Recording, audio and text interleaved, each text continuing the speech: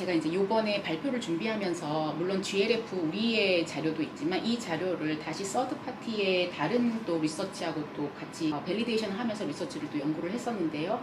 조시 벌신이라고 하는 또 유명한 또 구루가 있어요. 이 HR 업계에 벌신 바이 델로이트라고 하는 이름으로 상당히 유명해져 있었던 분인데 오랫동안 그분도 리서치를 연구하시고 벌신의 리서치는 꼭 소설을 읽는 것 같습니다. 인사이트가 되게 풍부하세요. 근데 그분이 2021 리포트를 연초에 냈었는데 그분은 조금 더 큰 뷰로 보시긴 하는데 2021년도를 War for Talent가 다시 도래하는 시기, 사실은 워크포스 다이나믹이 굉장히 달라졌고 왜냐하면 지금은 우리가 인플로이가 그 되게 중요한 보직을 어떤 역할을 하는 인플로이는 반드시 그 풀타임 인플로이 정직원이어야 하고 회사 내부에 있어야 되고 막 이런 게 있지만 지금 기그 레이버 시대가 도래하면서 사실 기그 레이버 전문가들이 조직 내에 더 이상 잔류하는 것을 그렇게 어트랙팅하게 생각하지 않는다라는 거예요. 그들은 선택적으로. 그래서 거꾸로는 이런 사람들을 유지를 시키기가 굉장히 쉽지 않아졌고요. 그리고 오히려 그분들은 사실 여러 회사들, 여러 기업들한테 서비스를 하면서 본인들의 몸값을 올리는 선택지가 더 넓어진 거죠. 거꾸로 봤을 때는. 그렇게 큰 뷰로는 이제 그런 의미도 또한 있습니다. 자, 근데 CHRO도 되게 비슷한 그 반응을 보이셨어요. CHRO에게도 항상 20년 동안 같은 질문을 해왔습니다. CHRO한테는 당신의 가장 빅 컨선은 뭐 탤런트겠죠. 이분은 하시는 탤런트니까. 근데 이분들한테는 향후 10년을 이제 예상컨대 가장 큰 변화가 일어날 부분이 어디일 거라고 생각하십니까? 라는 질문을 항상 해왔습니다. 자, 그 첫 번째가 84%의 CHRO가 구성원의 업스킬에 대해서 말씀을 하셨어요.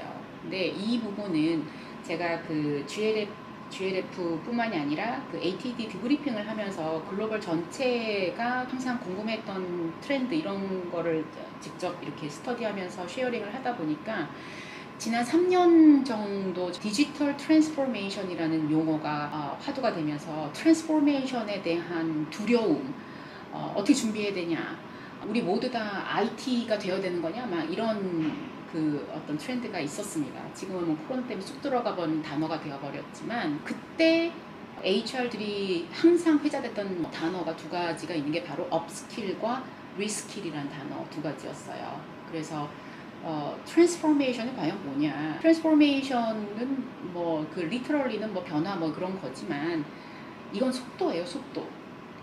그래서 그 전문가가 되려면 우리는 항상 20년이라는 시간이 이렇게 어느 정도 걸렸다. 예를 들자면요. 그리고 나는 그렇기 때문에 그 경험과 그 전문성이 막 스킬업이 되면서 지금까지도 내 스킬이 우리 조직에 도움이 되고 필요로 하다고 얘기하고 이제 근데 디지털 트랜스포메이션이라는 순간이 오면서 그 20년이라는 시간이 1년 안에 또 바뀔 수 있다라는 거죠. 무언가 굉장히 큰 변혁이. 그리고 그동안의 이 내 전문성은 굉장히 필요로 했는데 그 1년 안에 내 전문성은 굉장히 아웃데이트드 돼버리는 거죠. 그래서 업스킬, 리스킬링이 굉장히 필요해진 거죠. 그렇지 않으면 스킬을 사올 수밖에 없어요. 포칭해 온다라고 하죠. 리하이어링을 한다든지. 그러면 지금 잔류하고 있는 구성원들이 단순히 업스킬, 리스킬링이 준비가 되어 있지 않기 때문에 트랜스폼 되어 있는 그 상황을 미리 대비가 안 되어 있어가지고 이분들이 이제 도태된다는 것, 그거를 여지없이 준비시킨다는 것이 가장 큰 그 예상하는 변화 중에 하나다. 84%가 CHRO가 그렇게 컨선하고 있다고 말씀하고 계시네요. 아무리 코로나 상황이긴 하지만 아마 더 급변할 수도 있을 것 같아요. 자, 그리고 제가 이제 또 찍었던 그 체크 포인트는 리더십 열망이라고, 제가 한국말로 리더십 열망이라는 말씀을 표현을 하긴 했지만 사실 리더십 어스피레이션이라는 단어예요.